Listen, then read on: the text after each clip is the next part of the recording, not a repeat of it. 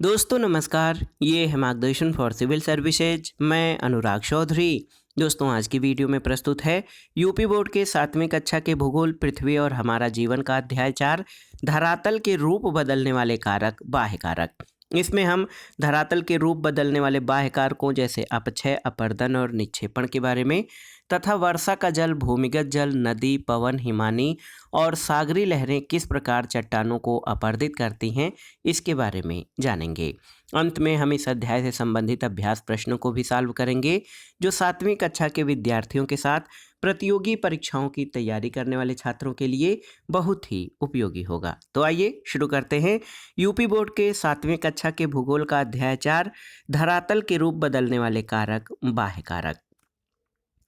दोस्तों हम जानते हैं कि पृथ्वी के धरातल पर परिवर्तन लाने में दो प्रकार के बल कार्य करते हैं। एक बल धरातल के अंदर कार्य करता है जिसे आंतरिक बल या इंटरनल फोर्स कहते हैं, और दूसरा बल धरातल के ऊपरी भाग में कार्य करता है जिसे बाह्य बल यानी एक्सटर्नल फोर्स कहते हैं। भूपटल पर इन्हीं दोनों शक्तियों के कारण परिवर्तन होता है। पिछले अध्याय में हमने आंतरिक बलों के बारे में जान लिया है। इस अध्याय में हम धरातल के रूप बदलने वाले बाह्य कारकों के बारे में जानेंगे। दोस्तों आंतरिक शक्तियां पर्वत, पठार आदि भूदृश्य से उत्पन्न करती हैं, तो बाह्य शक्तियां जैसे प्रवाहित जल, नदियां, हिमानी, पवन और समुद्र की लहरें पृथ्वी की धरातलीय संरचनाओं को काट छाट कर समतल बनाती रहती हैं। पृथ्वी की बाह्य शक्तियों के द्वारा भूपटल के ऊपर तोड़फोड़ की जाती है जिससे टूटे हुए टुकड़ों को एक स्थान से दूसरे स्थान पर इकट्ठा करने की क्रिया को अनाच्छादन कहते हैं। और अनाच्छादन के अंतर्गत अपक्षय, अपरदन और निक्षेपण तीनों क्रियाओं को सम्मिलित किया जाता है। ऊंचे भाग को अपक्षय और अपरदन क्रिया द्वारा समतल मैदान में बदलने की क्रिया होती है। अपक्षय और अपरदन क्या है इसके बारे में जानते हैं। दोस्तों अपक्षय को वेदरिंग कहते हैं। ऋतु और मौसम के प्रभाव के कारण जो चट्टानें होती हैं धीरे धीरे अपने स्थान पर छोटे छोटे टुकड़ों में टूटती फूटती रहती हैं। कभी अधिक गर्मी पड़ती है, बारिश होती है तो चट्टानें चिटकने लगती हैं, आप जानते हैं। चट्टानों के अपने आसपास टूटने फूटने की क्रिया को अपक्षय कहते हैं। इसमें टूटे हुए टुकड़ों को एक स्थान से दूसरे स्थान पर नहीं ले जाया जाता। अपक्षय के कार्य में ताप, वर्षा, जल, पाला, वनस्पति, जीव जंतु और मानव का हाथ रहता है। ये मुख्य रूप से 3 प्रकार का होता है। तो याद रखिएगा अपक्षय जो है मुख्य रूप से 3 प्रकार का होता है: भौतिक अपक्षय, रासायनिक अपक्षय और जैविक अपक्षय। यहाँ पर आप चित्र में देख सकते हैं किस प्रकार से भौतिक अपक्षय होता है। यहाँ पर ये चट्टान है, पूरी तरह से ये ठीक अच्छी स्थिति में है। सूर्य यानी धूप और वर्षा तापमान के प्रभाव के कारण ये चिटक जाती है, इसमें टूट फूट उत्पन्न होता है और ये अपने छोटे छोटे टुकड़ों में विभक्त होने लगती है। इसी को भौतिक अपक्षय कहते हैं। दोस्तों यहाँ पर आप जान लीजिए भौतिक अपक्षय किसे कहते हैं। तो फिजिकल वेदरिंग जो है, ये चट्टानें दिन में सूर्य की गर्मी से गर्म होकर फैलती हैं, रात में तापमान कम होने के कारण सिकुड़ जाती हैं। इससे चट्टानें धीरे धीरे कमज़ोर पड़ने लगती हैं और टूट जाती हैं। जैसे जलती हुई लालटेन के शीशे पर पानी की छींटें पड़ने से शीशा छटक जाता है। इससे चट्टानें छोटे छोटे कणों में टूटकर बिखरने लगती हैं। हवा भी अपने प्रभाव से चट्टानों को तोड़ फोड़ देती है और चट्टानों के इस प्रकार टूटने को भौतिक अपक्षय कहते हैं। यानी भौतिक कारकों, तापमान, वर्षा आदि से जो चट्टानों में टूट फूट होती है उसे भौतिक अपक्षय कहते हैं। रासायनिक अपक्षय, तो दोस्तों चट्टानें अनेक प्रकार के खनिजों का सम्मिश्रण होती हैं। पानी के संपर्क से इन तत्वों में परिवर्तन होता है, उनसे रासायनिक अभिक्रिया होती है जिससे शैल या चट्टान के बंधन ढीले पड़ जाते हैं और रासायनिक प्रक्रिया से चट्टानें टूटने लगती हैं। इस प्रक्रिया को रासायनिक अपक्षय कहते हैं। जैसे वर्षा ऋतु में लोहे में जंग लग जाता है, बाद में जंग लोहे की परत को ढीला करके अलग कर देता है, तो ये आयरन ऑक्साइड बढ़ने के कारण होता है। तो ये रासायनिक अपक्षय का उदाहरण है। तीसरा जो है जैविक अपक्षय, बायोटिक वेदरिंग। तो पृथ्वी पर रहने वाले जो जीव जंतु और मानव होते हैं इनकी विभिन्न प्रक्रियाओं द्वारा चट्टानें कमज़ोर होती हैं। जैसे जंतुओं द्वारा बिल बनाना, मानव द्वारा खाने खोदना, सड़कें बनाना, सुरंग बनाना। तो इस तरह से जब चट्टानों की दरारों में हवा द्वारा उड़कर बीज गिर जाते हैं, वहाँ पौधा उगने लगता है। उनकी जड़ें या जब जड़ें उन चट्टानों को उनकी कमज़ोर करती हैं, इसे जैविक अपक्षय कहते हैं। यहाँ पर देखिए दीवार पे कैसे जो है पेड़ पौधे उगाए हैं, वर्षा के फुहार से ये और मजबूत होते लगते हैं। तो इस प्रक्रिया से जो चट्टानें टूटती हैं उनको जैविक अपक्षय कहा जाता है। अपक्षय के बाद आइए अपर्दन या इरोजन के बारे में जान लेते हैं। तो अपर्दन क्या होता है दोस्तों? जब प्रवाहित जल, पवन, समुद्री लहरें, हिमानी आदि शक्तियां चट्टानों में तोड़ फोड़ करती हैं तो परिवहन द्वारा उन्हें दूसरी जगह ले जाती हैं, तो इस क्रिया को अपर्दन कहते हैं। इसमें कटाव और बहाव की प्रक्रिया को शामिल किया जाता है। और आपने खेतों में वर्षा का जल और नदी में बहता जल दोनों देखे होंगे। दोनों में मिट्टी होती है। क्या आप बता सकते हैं कि ये मिट्टी कहाँ से आती है? तो आप जान लीजिए दोस्तों, ये मिट्टी जो है चट्टानों की टूट फूट द्वारा ये मिट्टी बहते हुए एक जगह से दूसरे जगह पर आती है।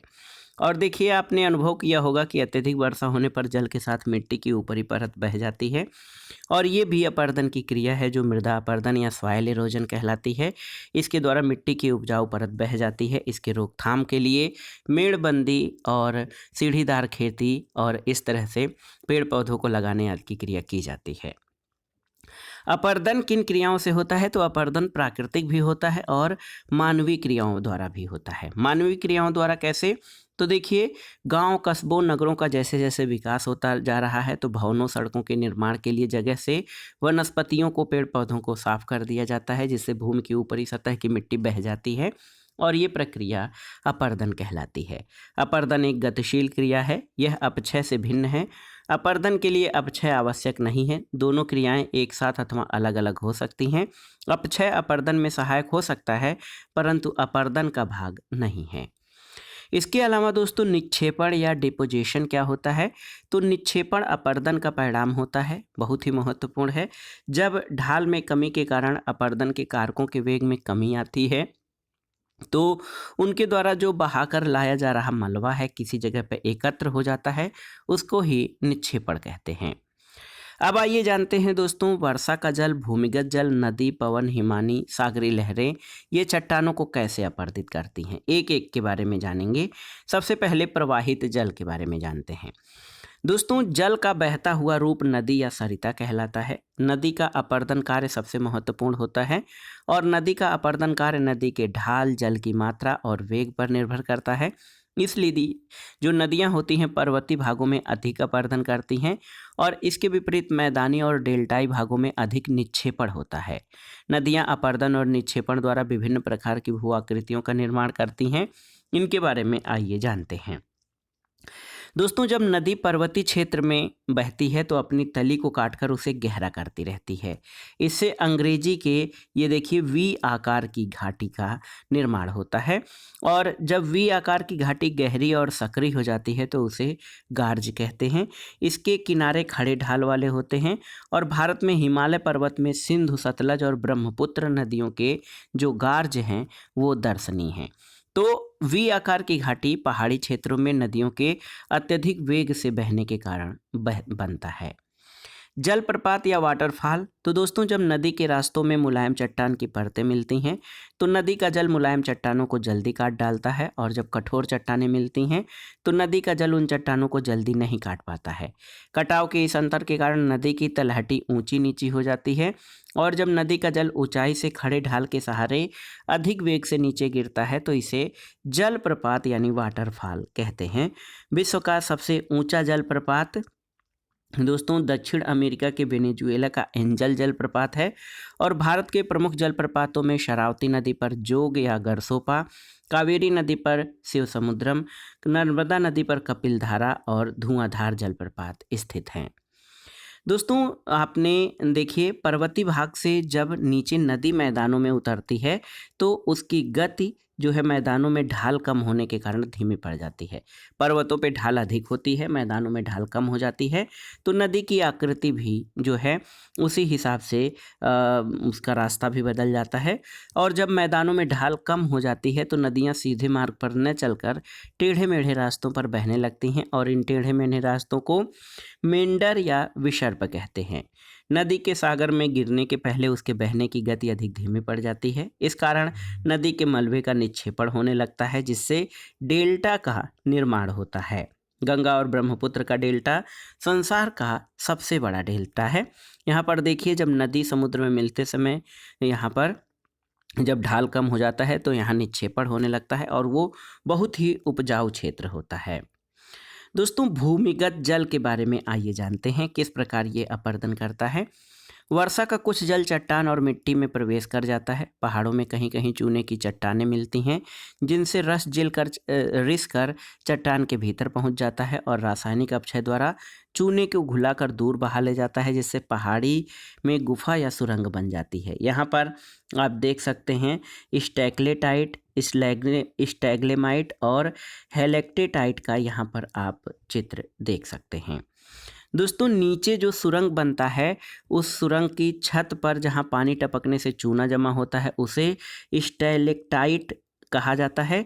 और स्टैलेक्टाइट के ठीक नीचे गुफा की सतह पर एक खंभे के आकार जैसा नीचे के आधार चौड़ा और ऊपर का भाग पतला बन जाता है, जिसको स्टैलेग्माइट कहते हैं। कभी कभी ये दोनों आपस में जुड़े हुए दिखते हैं तो इनको हेलेक्टाइट कहते हैं। चूने की चट्टानों वाले क्षेत्र में ऐसी आकृतियां पाई जाती हैं जिनको कार्स्ट स्थल कहते हैं। हिमानी से अपर्दन कैसे होता है इसको भी जान लेते हैं।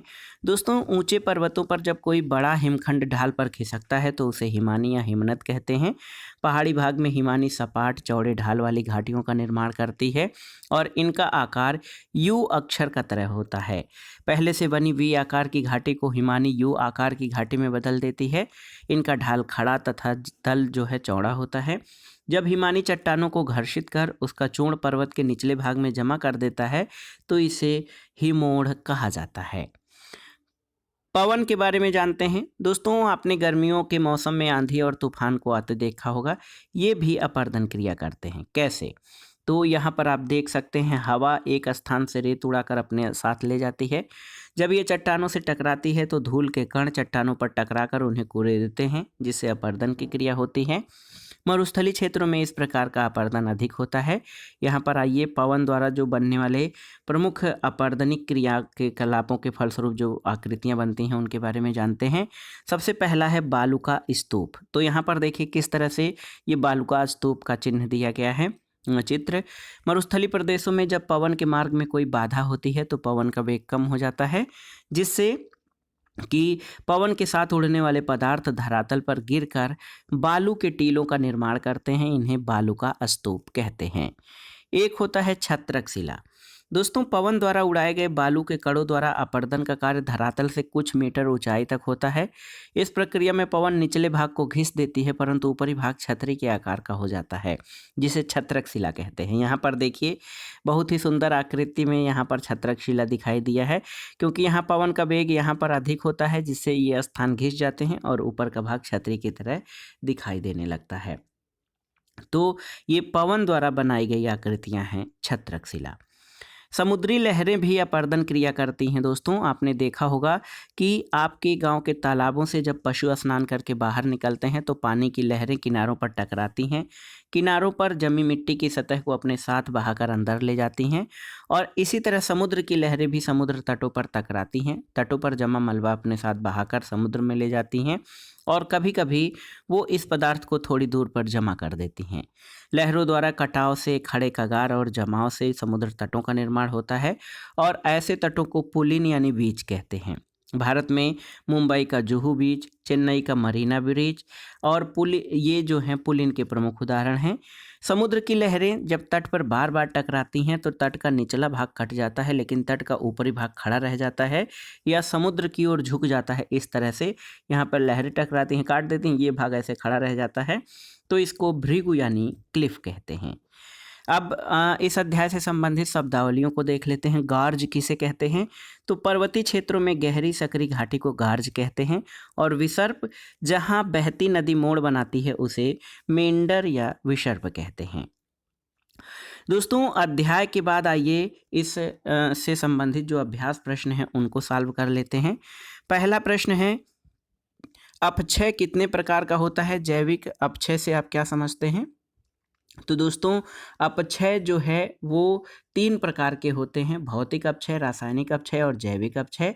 जैविक अपक्षय पृथ्वी पर रहने वाले जीव जंतु और मानव की विभिन्न प्रक्रियाओं से चट्टानें कमजोर होती हैं, जैसे जंतुओं द्वारा बिल बनाना, मानव द्वारा खाने के लिए खाने खोदना, माइंस खोदना, सड़क बनाना, सुरंग बनाना। तो इस तरह से चट्टानों की दरारों में जब हवा द्वारा उड़कर बीज गिरता है, वो वृक्ष बन जाता है, उसकी जड़ें फैलने से चट्टान टूटने लगती है। इसे जैविक अपक्षय कहते हैं। दूसरा है जलप्रपात कैसे बनते हैं। तो जब नदी का जल ऊंचाई से खड़े ढाल के सहारे अधिक वेग से नीचे गिरता है तो इससे जलप्रपात बनता है। तीसरा है बालुका स्तूप क्या है, इसका निर्माण कैसे होता है। तो आपने अभी अभी पढ़ा है, मरुस्थलीय प्रदेशों में जब पवन के मार्ग में कोई बाधा होती है तब पवन का वेग कम हो जाता है, जिससे पवन के साथ उड़ने वाले पदार्थ धरातल पर गिरकर बालू के टीलों का निर्माण करते हैं। इन्हें बालुका स्तूप कहते हैं। चौथा है डेल्टा का निर्माण कैसे होता है। तो दोस्तों, नदी के सागर में गिरने से पहले उसके बहने की गति बहुत धीमी पड़ जाती है और इसके कारण नदी के मलबे का निक्षेपण होने लगता है, जिससे डेल्टा का निर्माण होता है और डेल्टा बहुत ही उपजाऊ भूमि होती है। अगला प्रश्न है, निम्नलिखित में अंतर स्पष्ट करिए अपक्षय और अपर्दन में। तो अपक्षय क्या है। तो ऋतु और मौसम के प्रभाव द्वारा चट्टानें धीरे धीरे अपने स्थानों पर छोटे छोटे टुकड़ों में कमजोर होकर टूटती रहती हैं और चट्टानों के टूटने फूटने की इस क्रिया को अपक्षय कहते हैं। अपर्दन तो अपक्षय द्वारा टूटे हुए चट्टानों का बहता जल, नदी, सागर की लहरें, गतिशील हवाएं, बर्फ, हिमानी एक स्थान से दूसरे स्थानों पर इकट्ठा कर देते हैं। इस क्रिया को अपर्दन कहते हैं।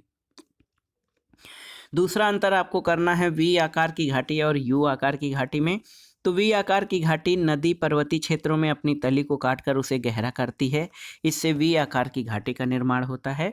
जबकि ऊंचे पर्वतों पर जब कोई बर्फ का बड़ा टुकड़ा ढाल पर खिसकता है तो उसे हिमानी कहते हैं। ये हिमानी पहले से बनी वी आकार की घाटी को यू आकार की घाटी में बदल देती है, जिसका ढाल जो है खड़ा और तल सपाट और चौड़ा होता है। तीसरा है भौतिक और रासायनिक अपक्षय क्या है। तो भौतिक अपक्षय जो है वो भौतिक कारकों से, जैसे चट्टानें दिन में सूर्य की गर्मी से गर्म होकर फैलती हैं, रात में तापमान कम होने पर जो है सिकुड़ती हैं, जिससे चट्टानें धीरे धीरे कमज़ोर पड़ने लगती हैं और टूट जाती हैं। हवा के प्रभाव से भी चट्टानें टूटती हैं और चट्टानों के इस प्रकार टूटने को भौतिक अपक्षय कहते हैं। रासायनिक अपक्षय तो चट्टानों में अनेक प्रकार के खनिजों का मिश्रण पाया जाता है। पानी के संपर्क में आने से इन तत्वों में रासायनिक प्रक्रिया शुरू हो जाती है, जिसके फलस्वरूप चट्टानों का जो बंधन होता है वो ढीला पड़ जाता है और चट्टानें टूटने लगती हैं। इस क्रिया को रासायनिक अपक्षय कहते हैं। यहाँ पर देखिए प्रश्न संख्या 3 जो है सही जोड़ा बनाना है। नदी से डेल्टा का निर्माण होता है। हिमानी यू आकार की घाटी निर्मित करती है अपर्दन के द्वारा। समुद्री लहरें दोस्तों, इनसे भृगु का निर्माण होता है और भूमिगत जल से हेलेक्टाइट जो है इसका ये निर्मित होता है और पवनों से रेगिस्तानी क्षेत्रों में छत्रक शिला बनती है। अगला प्रश्न है प्रश्न संख्या 4। देखिए बहुत ही महत्वपूर्ण है, इसमें आपको बहुविकल्पी प्रश्न दिए गए हैं, सही पर सही का निशान लगाना है। पवन द्वारा निर्मित स्थलाकृति क्या है। देखिए बालुका स्तूप, स्टेग्लेमाइट, डेल्टा या बिसर्प। तो सही उत्तर है बालुका स्तूप पवन द्वारा निर्मित आकृति है, ये रेगिस्तानी क्षेत्रों में बनती है। दूसरा प्रश्न है चट्टानों के अपने स्थान पर टूटने की क्रिया को क्या कहते हैं। तो ये कई बार आपने पढ़ा है, अपक्षय कहते हैं चट्टानों के अपने स्थान पर एक टूटने की क्रिया को। प्रश्न संख्या 3 है भूमिगत जल द्वारा निर्मित आकृति कौन सी है। तो भूमिगत जल द्वारा स्टैलेक्टाइट और स्टैग्माइट नामक आकृतियां बनती हैं। और चौथा है पृथ्वी की आंतरिक शक्ति से होता है क्या, अपक्षय, अपर्दन, अनाच्छादन या भूकंप। तो सही उत्तर है पृथ्वी की आंतरिक शक्ति से भूकंप आता है, लेकिन जो अपक्षय, अपर्दन आदि क्रियाएं हैं ये बाह्य शक्तियों के प्रभाव से होती हैं। तो दोस्तों ये था आज का वीडियो यूपी बोर्ड के 7वीं कक्षा के भूगोल पृथ्वी और हमारा जीवन का अध्याय 4 धरातल के रूप बदलने वाले बाह्य कारक। तो ये अध्याय बहुत ही आसान था। इसमें हमने बहुत ही आसानी से अपक्षय, अपर्दन, निक्षेपण तथा वर्षा का जल, भूमिगत जल, नदी, पवन, हिमानी, सागरीय लहरों आदि से किस प्रकार का अपर्दन होता है और कैसी आकृतियाँ बनती हैं, इनके बारे में हमने पढ़ा। इस अध्याय से हर बार परीक्षाओं में प्रश्न जरूर पूछे जाते हैं, इसलिए 7वीं कक्षा के विद्यार्थियों के साथ प्रतियोगी परीक्षाओं की तैयारी करने वाले छात्रों के लिए भी ये चैप्टर बहुत ही इम्पॉर्टेंट है। आप इसको तैयार कर लीजिएगा। दोस्तों, वीडियो आपको कैसा लगा हमें कमेंट बॉक्स में ज़रूर बताइएगा। वीडियो को लाइक करें, शेयर करें और इस चैनल मार्गदर्शन फॉर सिविल सर्विसेज को सब्सक्राइब करें। वीडियो देखने के लिए धन्यवाद। नमस्कार।